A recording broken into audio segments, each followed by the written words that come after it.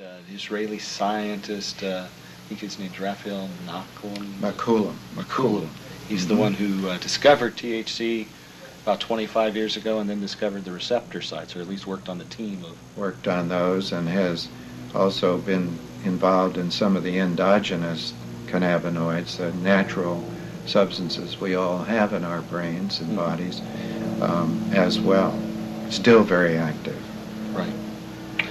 Excuse me, are those comparable to endorphins or well, they're a different group of chemicals, also endogenous though, that use different receptors. There are different receptors for the opioids, morphine and codeine, those two substances. So the endorphins are among these agents that help energize the neurons to put out transmitters in various centers of the brain. And cannabinoids, or the components of the marijuana leaf, are yet another system, pharmacological system. So that endogenous system, I think they call it the endorphin-like substances, anandamides, is that the problem? Anandamide is the one that is best developed. It also uses the so-called CB1 receptor, cannabinoid 1 receptor, and such as THC does. And then there's another one that's 2AG, arachidonylglycerol, which is another of these endogenous cannabinoid-like substances. Have they identified the primary action of this receptor system? Is it? There are many actions, actually. The receptors have been identified and cloned, actually, and they can be sited or located in various parts of the brain that have to do with pain perception, with movement control, with control of vomiting, with warm and pleasant feelings, with sedation, and so forth. So they're very common throughout the brain. So that there is a definite, what shall we say, therapeutic action of these substances. Would that be? Well, I mean, I wouldn't say the actions that you mentioned seem to me to be therapeutic in nature, or could be therapeutic. Well, they might be exploited for therapeutic uses. That's correct, because there are these systems in place, and that's the reason, I'm sure, that people have found some utility for the use of these cannabinoid substances. Before the president of the Institute of Medicine asked you to be a co-investigator, can you tell us about the process that led up to the Institute of Medicine conducting this inquiry? Yes, the White House Office of National Drug Control Policy, which is directed by Barry McCaffrey, asked the Institute to consider such a study and was willing to fund it.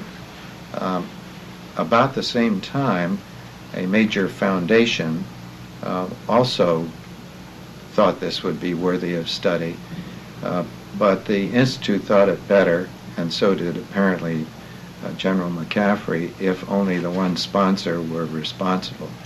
And so a proposal was made to his office by the Institute staff, which led to a statement of task, so-called, and then the funding of the study. What was the mandate from the Office of National Drug Control Policy on didn't they exclude, they just wanted the medical report, nothing to do with science or social policy? The science, yes. They wanted the scientific basis for any benefits or harms that might come from the medical use of marijuana or its component substances. And we were not restricted, but we were not picked either to address issues of social, legislative, regulatory, etc. kinds of considerations. I think it would have been a very different statement of task and a very different group. It would not have included me. Were you involved at all? I know that the Institute of Medicine produced a report 15 years before regarding marijuana, not specifically as medicine. You must have reviewed that. Oh, absolutely. And I was not. That was in 1982. And it was frustrated by the lack of clear science, rigorous experimentation, and called repeatedly for research in various fields. In the meantime, there's been a explosion of knowledge in the basic science field. All of these anandamide and receptors and neurotransmitters and sighting of these things in various control areas in the brain have been elaborated. So we were at a distinct advantage over the people who did that study. And we hope we carried things a bit further because of that new science. Could you address that explosion in science and discovery of the receptor system a bit for our audience?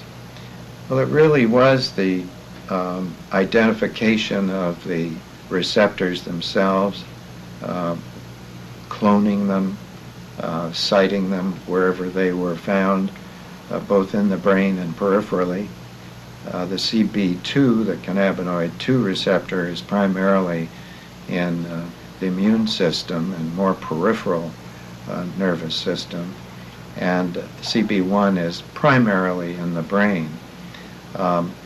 These endogenous cannabinoid-like substances that I've mentioned were elaborated, and a good deal of just straight pharmacology done on them, so that we had the advantage of, for example, showing the effects in animals on pain, and showing the effects on control of motion, things of that nature, from these basic science advances. They were really quite remarkable and pretty exciting to an internist clinician like myself. Had no idea they had existed.